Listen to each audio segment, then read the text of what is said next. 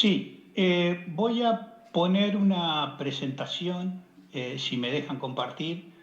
Antes que nada, un verdadero gusto. Veo que esta no es, espero haberme no confundido. A ver si me confundí. ¿Se ve la presentación o es otra? Sí, Alberto, podemos ver tu presentación. Perfecto. Si pueden ver la presentación, perfecto.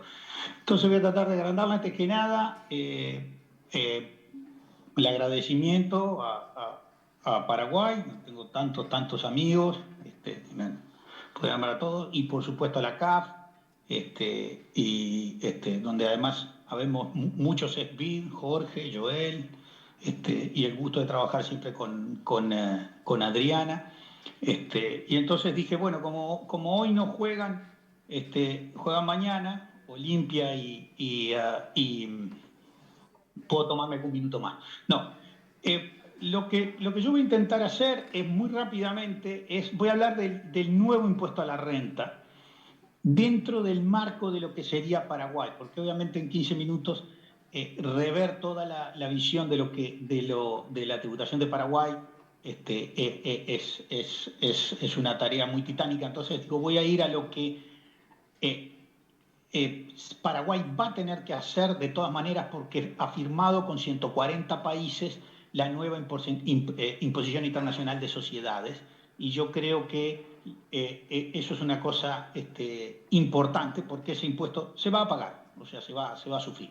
Entonces, lo primero es ver más o menos cómo está Paraguay. Tomamos el 2019 porque 2020-2021 obviamente la pandemia desajustó todo, no tiene mucho sentido, y vemos la presión fiscal de Paraguay, que está un poco más baja que el resto de América Latina. Esta toma en cuenta además otros ingresos, como las contribuciones a la seguridad social privadas, que Paraguay no tiene, pero sí ingresos muy importantes y que va a seguir teniendo, que son los ingresos por recursos naturales. Entonces es muy importante reconocer, digamos que Paraguay sí, está por debajo, pero obviamente, como varios panelistas lo dijeron, Paraguay tiene una situación fiscal privilegiada y cualquier reforma o aumento de impuestos debe ser hecho par y paso. Entonces, esta es la presión fiscal de Paraguay, tomando en cuenta cosas que sean equivalentes. O sea, a veces en la presión fiscal que nosotros también trabajamos en las estadísticas de la OECD, no ponen las contribuciones a la seguridad privada, que son muy importantes en Chile, en Salvador, y tampoco ponen recursos naturales relevantes, como algunos de ellos, como las regalías de Codelco en Chile, pero también algunos renovables, como el Canal de Panamá, que va a ser muy importante, ya está sobre los 3 puntos del PIB, y esperemos que en el futuro haya 3 puntos del PIB también, con las hidroeléctricas en Paraguay. Pero como ustedes verán, Paraguay está un poco por debajo del promedio, aún contando eso, y uno de los problemas más grandes es en el impuesto a la renta, porque en el IVA más o menos la recaudación es buena y la seguridad social relativamente también para una población joven como la de Paraguay. Entonces, vamos a ver que una de las cosas es que si yo comparo el 94, porque tuvimos algunos problemas para tomar los primeros años, y lo comparo con el 2018, el impuesto a la renta, recién está el incipiente impuesto a la renta personal, pero el impuesto a la renta de empresas también está siendo bastante bajo en la región. Y lo natural es ir, obviamente, en un par y paso de crecimiento del gasto para, digamos, primero usar todas las ventajas comparativas que va a tener Paraguay en lo forestal, en la energía, ni hablar, que ya lo está teniendo en la parte agropecuaria, y obviamente también como Uruguay estamos sufriendo un poco los precios bajos de Argentina, que nos pegan mucho en nuestra pequeña, en nuestra industria light, llamémosle, y en el turismo y en todo aquello que tiene nuestra industria light, llamémosle en un sentido bastante amplio, no solo industrial, sino vinos, etcétera, etcétera. Entonces, el impuesto a la renta ha venido cayendo tanto en América Latina como en los países de la OECD, en particular el impuesto a la renta de empresas. El personal ha tenido otro ajuste, en especial en los países ¿Y qué pasa? Ha habido un cambio en la tributación internacional porque hemos visto que ha pasado de la administración a la política. ¿Qué quiero decir con esto? Tres hechos que no tienen nada que ver con la tributación han sido fundamentales para el cambio, sobre todo de las relaciones tributarias internacionales. El primero fue, y voy a ir muy rápido, está en un paper para lo que... Una vez que hubo el atentado terrible de las Torres Gemelas, se empezó a dar fuerza al proceso, lo hizo Gafi, de medidas contra el lavado de dinero y antiterrorismo, que es la línea roja. Después, en el año 2009, ustedes deben recordar que 14 de los 20 bancos más grandes fueron asistidos o desaparecieron algunos, o fueron capitalizados, entonces ahí hubo un problema que fue la crisis financiera yo diría, del mundo occidental, y eso creó déficits y endeudamientos muy grandes, y por ejemplo, la caída de la bolsa de Nueva York, que era casi un PBI, fue de 6 trillones de dólares. Y solo un banco de un país mediterráneo de Europa tenía 2 trillones en fondos personales. Entonces, ahí empezó todo el proceso de transparencia internacional. Y el tercer elemento es que la crisis fiscal desatada lleva a que haya que empezar a pensar, junto con la digitalización, el cobro a las grandes multinacionales que escapan a la tributación internacional. Esos tres elementos llevan a un desafío en el impuesto a las empresas, o sea, el impuesto a la renta de sociedades en el mundo globalizado. Porque ya venía fracasando los precios de transferencia, los problemas de préstamo intragrupo, o sea, con el comercio liberado se hacían muchos precios de transferencia en especial en las commodities, lo mismo en los préstamos entre empresas, dejando siempre la base tributaria en los países de muy baja tributación, lo mismo con el juego de los intangibles y algunas cosas más sofisticadas como el RIC Strip. Entonces, amén de eso, que digamos que las empresas comenzaron a usar fuertemente, también vinieron la competencia entre países. Y para final pato de la fiesta tenemos la disrupción digital, donde una empresa puede tener presencia en un mercado sin tener prácticamente ningún activo. Y inclusive con algunos servicios, porque el acceso a la información que nosotros tenemos es la que se vende. Dicho esto, se creó, 140 países prácticamente lo firmaron, en el marco de OCDE, con el liderazgo de OCDE y del G20, 2 pilares. Entonces, un pilar es el que va a gravar a las 100 megaempresas.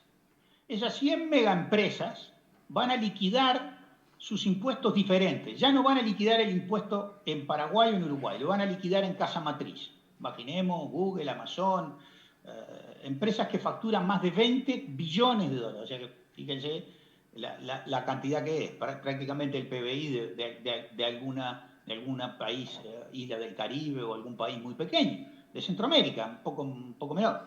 Entonces, esos van a pagar, y van a pagar de una forma diferente. Se va a juntar los balances de todos ellos y se va a ver, voy a poner el ejemplo, ellos van a juntar todas las subsidiarias, se va a considerar el balance y en el balance consolidado de esta mega empresa se va a pagar. ¿Y cómo se va a pagar? Se va a pagar la utilidad contable, le van a sacar el 10% de ventas, que eso se supone que es una utilidad normal, viene de la reforma Mnuchin, de la reforma de Trump, esta historia, y lo toma el G20, y de lo que quede, el 25% de ese 10% de las ventas restado de la utilidad se va a distribuir entre todas las jurisdicciones según el monto de ventas que tenga. ¿Por qué es importante? Bueno, es importante porque, fíjense que las empresas mayores de 20 millones, donde hay algunas exclusiones, como los bancos y las empresas extractivas, o sea, las petroleras y mineras, van a ser el mundo del futuro. Hoy no tienen mucha importancia, es cierto, pesan mucho en el comercio electrónico, pero es muy poco. Pero en el mundo del futuro todos sabemos que nos van a controlar la presión por las camisas que usamos o los sacos, el auto lo van a manejar y nos lo van a controlar desde Palo Alto, y probablemente todo lo que hagamos en el celular lo van a controlar desde Shenzhen. Entonces, esto es muy importante porque esto compromete la recaudación en el futuro. Claro que como esto se revé dentro de 7 años se podrá ver, pero en la economía del conocimiento y en la medida de que estos 20 trillones de dólares, digamos 20.000 millones, se vayan bajando, fíjense que ese 10% de ventas, en la medida que la competencia esté y los márgenes estén, nos va a privar en particular a aquellos que no somos países desarrollados para tener estas mega empresas, vamos a perder. Pero hay uno que sí va a llegar y llega ya a Paraguay. Hoy se atrasó, pensaba entrar en el año 2023, hoy se atrasó y va a pasar para el 2024, pero va a llegar. Es que los grandes grupos que facturen 750 millones de dólares van a, como grupo entero, con algunas reglas complicadas como en el 1, van a tener que pagar en cada país el 15% de tributación sobre la utilidad contable.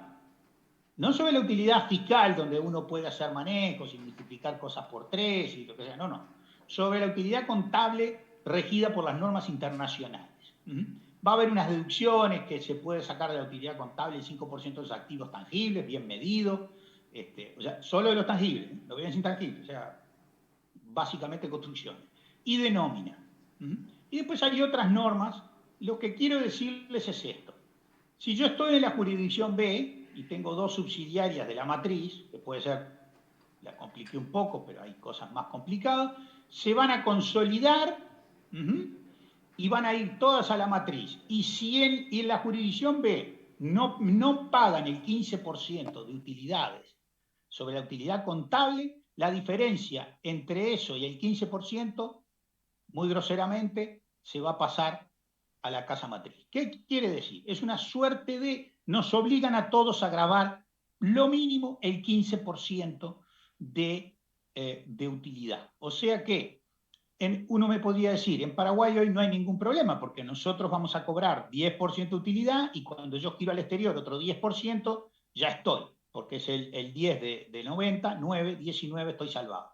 Pero no es así cuando yo quiero dar ventajas tipo zonas francas, etcétera, etcétera. Está bien que es para empresas mayores de cierto nivel, 750, pero eso en el futuro va a ir bajando. Entonces, ¿qué es lo que pasa? Pasa que estos son cambios tectónicos del acuerdo de tributación que había fijado los principios allá en 1920, que era el principio de imposición única, el principio de beneficio, y también el principio de los tratados tributarios. Primero, hay un cambio hasta en el valor. Ahora tenemos el valor del usuario, o sea, se reconoce en los países el valor del usuario, no solo el de la facturación. O sea, si yo uso algo, como doy los datos, eso tiene valor. No digo que esto sea un cambio tectónico donde uno cambie, se abandone la teoría marginalista, como se abandonó cuando la teoría del valor trabajo, pero es importante. La segunda es que se va a un enfoque unitario, que lo venía pidiendo Naciones Unidas. Unitario quiere decir que junto todos los balances y liquido, esa gran empresa mega, la mega empresa que le llamamos, va a liquidar con un solo balance.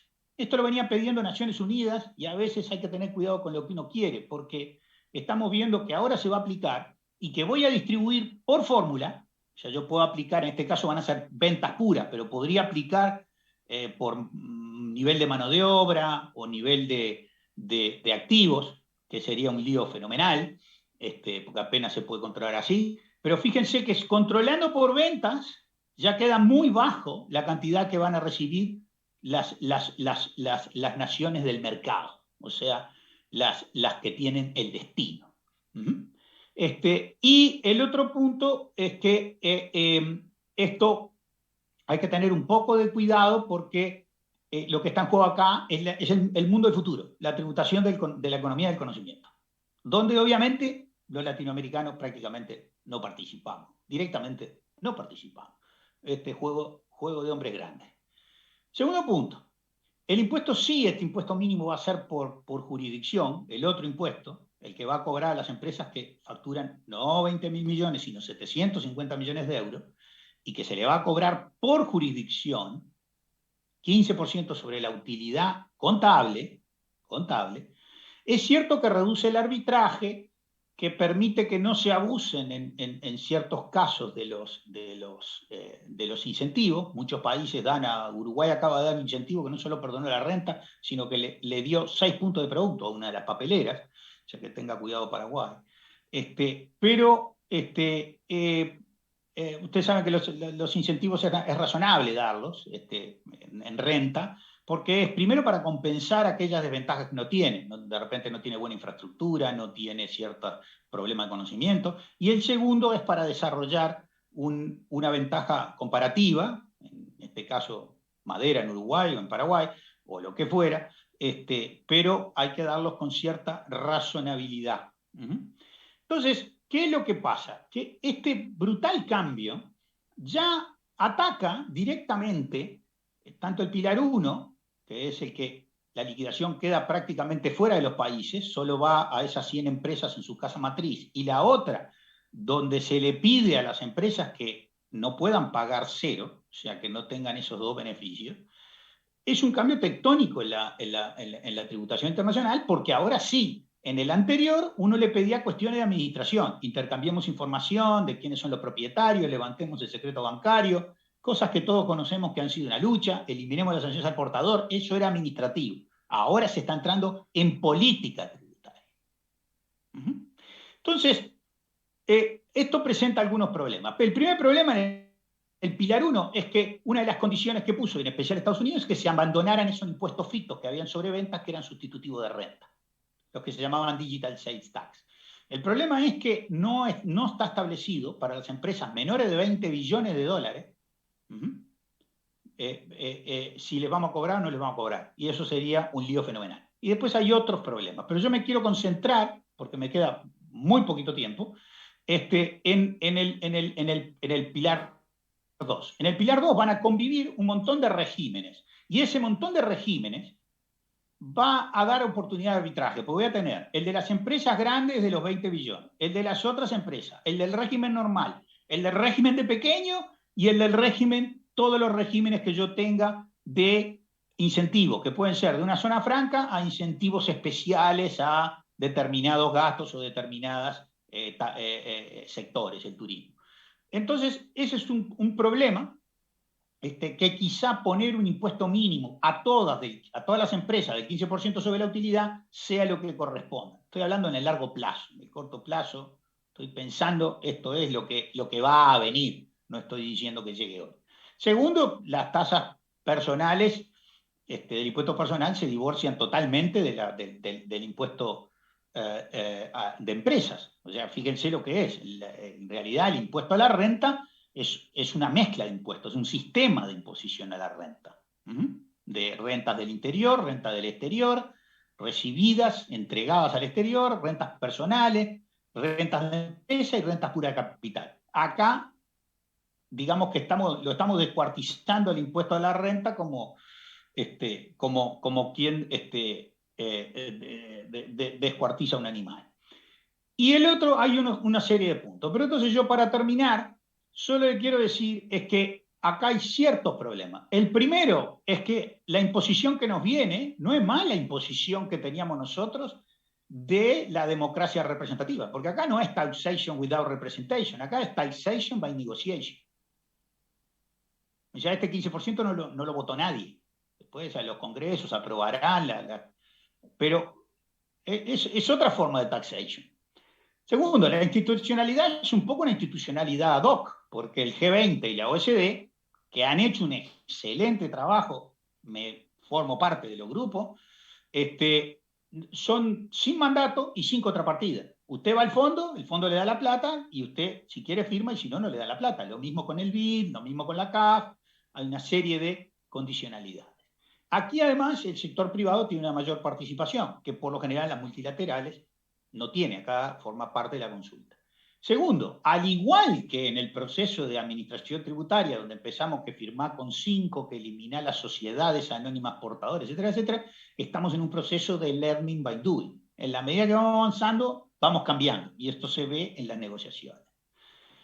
Y el último punto es que la mayoría de los países aceptamos por adhesión concertada. No es que tengamos mucho peso para definir, porque no tenemos, en algunos casos, ni una sola empresa que facture 2 billones de dólares.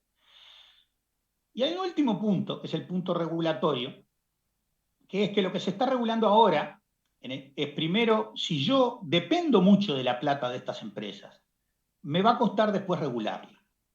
Y también me va a regular su competencia. Y lo que yo estoy trabajando acá en estas empresas es sobre todo economía del conocimiento, biotecnología, manejo de datos, manejo de información y en particular, yo diría que eso también me lo pueden decir que pasa con la prensa, pero no es lo que yo estoy controlando, ya no son la energía eléctrica o el combustible o ni siquiera el transporte pasajero. Estoy controlando al ser humano, que es el que va a tener la biología, el manejo del auto y el manejo de la información o de la publicidad. De todas maneras, en este mundo donde tenemos grandes confrontaciones, y por suerte no se dan en la región, y esperemos que sigamos así, haber logrado que 140 países, por las buenas o por las más o menos, hayan logrado tener un acuerdo en tributación, y en especial para hacerse de algunos fondos, es una cosa muy, muy importante. Agradezco porque más allá, esto es un paper que está recientemente, saldrá la semana que viene, creo, agradezco muchísimo la invitación.